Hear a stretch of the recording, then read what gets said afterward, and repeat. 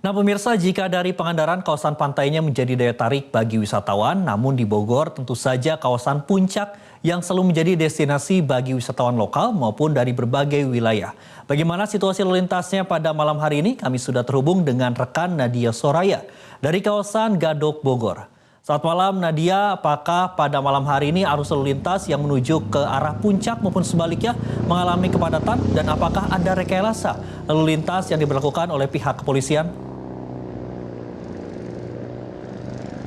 Ya, selamat malam Andro. Situasi terkini di kawasan Simpang Gadok, Puncak Bogor terpantau ramai lancar dari arah puncak menuju arah Jakarta. Sedangkan untuk arah sebaliknya saat ini terjadi sedikit kepadatan begitu lantaran Satlantas Polres Bogor baru saja memberhentikan rekayasa lalu lintas one way atau satu arah tadi pada pukul 19.30 waktu Indonesia Barat setelah diberlakukan selama lebih dari 7 jam sejak pukul 12 waktu Indonesia Barat.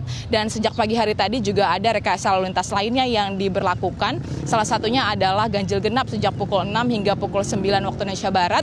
Dan setelah itu dilanjut dengan membuka kedua arahnya hingga pukul 12 waktu Indonesia Barat. Dan di samping itu juga saat ini masih dilakukan adanya penyempitan jalur atau tepatnya pada kilometer 46 hingga kilometer 44 arah Jakarta, di mana untuk penyempitan lajur ini dikarenakan adanya perbaikan jalan. Jadi dari Satlantas Polres Bogor juga mengingatkan untuk masyarakat yang sedang dalam perjalanan menuju Jakarta begitu untuk dihimbau lebih hati-hati saat melewati kawasan ataupun jalur tersebut.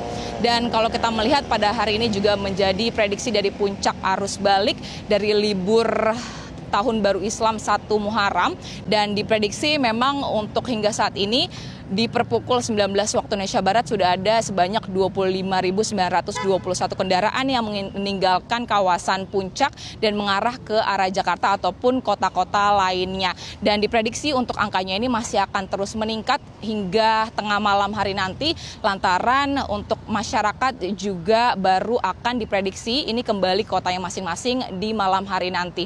Dan beberapa masyarakat juga diprediksi masih akan tetap berada di kawasan puncak lantaran dari libur panjang Tahun Baru Islam ini berbarengan dengan libur anak sekolah yang nantinya baru akan berakhir pada 19 Juli 2025.